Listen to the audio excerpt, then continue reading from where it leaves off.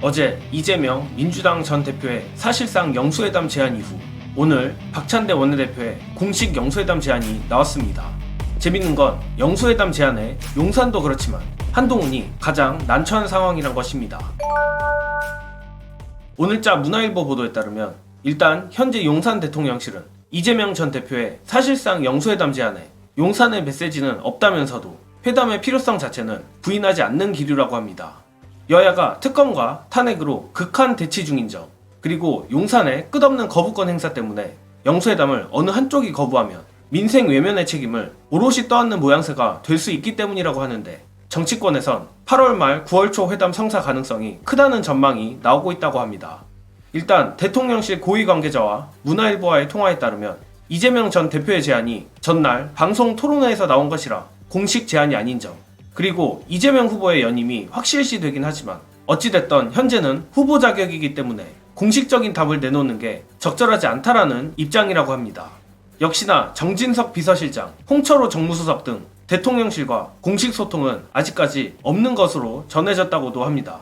그럼에도 앞서 말한 것처럼 거부하는 쪽이 민생 외면 책임에 독박을 쓸 수밖에 없는 현재 정치 상황 때문에 이재명 전 대표의 영수회담 제안은 성사 가능성이 높을 것이란 게 정치권의 전망입니다. 그런데 재밌는 건 이번 영수회담 제안이 용산으로서도 떨떠름할 수밖에 없지만 가장 곤란한 건 한동훈이 될 가능성이 높다는 것입니다. 이재명 전 대표가 한동훈에게 여야 대표 회동을 제안하기에 앞서 윤석열과의 영수회담을 제안한 만큼 이 회동 순서에 따라 한동훈 패싱 논란이 불거질 수밖에 없다는 것입니다. 따라서 여야 대표 회동 이후에 영수회담이 개최되거나 윤석열과 한동훈, 이재명 전 대표가 함께 만나는 형식이 만들어질 수 있다는 것인데, 다들 아시다시피 현재 윤석열과 한동훈의 사이가 좋지 않은 점을 고려해보면 용산이 마음먹기에 따라 한동훈이 제껴지는 그림이 나올 수도 있다는 것입니다. 결국 저번 1차 영수회담 때 이재명 전 대표에게 한방 먹어 영수회담에 대해 떨떠름할 수밖에 없는 용산이 그럼에도 영수회담을 받을 수밖에 없는 것은 물론 영수회담의 시기에 따라 정부 여당의 자중질환으로 비칠 수도 있습니다.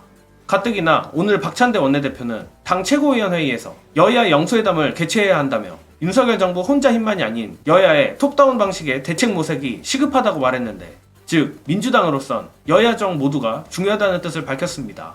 고로 민주당으로선 여야 회담이든 영수회담이든 순서가 어떻게 되든 상관이 없는 것입니다.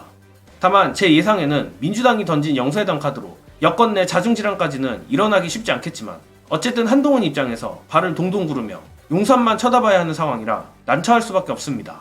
이런 상황들을 미뤄보면 이번 이재명 전 대표와 민주당의 2차 영수회담 제안이 타이밍도 절묘하고 상당히 괜찮은 수인 것 같은데 꽤 기대가 되는 부분입니다. 물론 1차 영수회담 때 용산이 그야말로 이재명 전 대표에게 개털렸던 걸 생각해보면 이번엔 저들도 나름 준비를 많이 할 거는 같습니다. 그럼에도 어쨌든 민주당은 야당이고 이번 영수회담마저 빈손 회담으로 끝난다면 책임의 화살은 용산과 국민의힘으로 향할 수밖에 없습니다. 고로 지금처럼 이재명 전 대표와 민주당이 계속 유리하게 전국을 이끌어 나가 쉽게 말해 이기는 싸움을 계속하여 사실상 무정부 상태나 다름없는 대한민국에서 고군분투하고 있는 세력은 민주당밖에 없다는 것을 더욱 어필했으면 합니다. 끝으로 윤석열 한동훈 얘기가 나온 김에 덧붙이자면 윤석열 한동훈 심리 전문가 최강욱 전 의원의 재밌는 예측이 나왔습니다. 윤석열 한동훈 간 전면전이 터질 것이란 예측인데 관련한 내용 안내드리며 이번 영상은 여기까지 하겠습니다.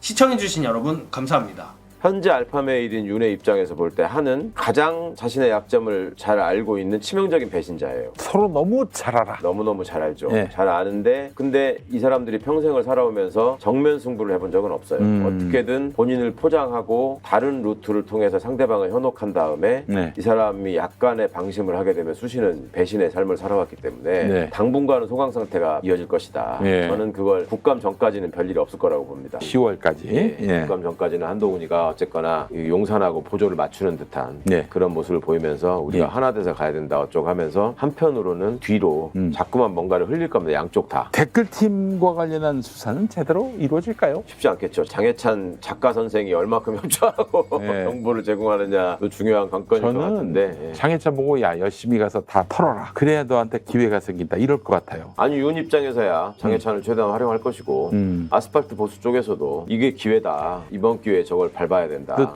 장애찬으로서도 그 자기가 살아날 유일한 모멘텀이 바로 그것이고. 그렇죠.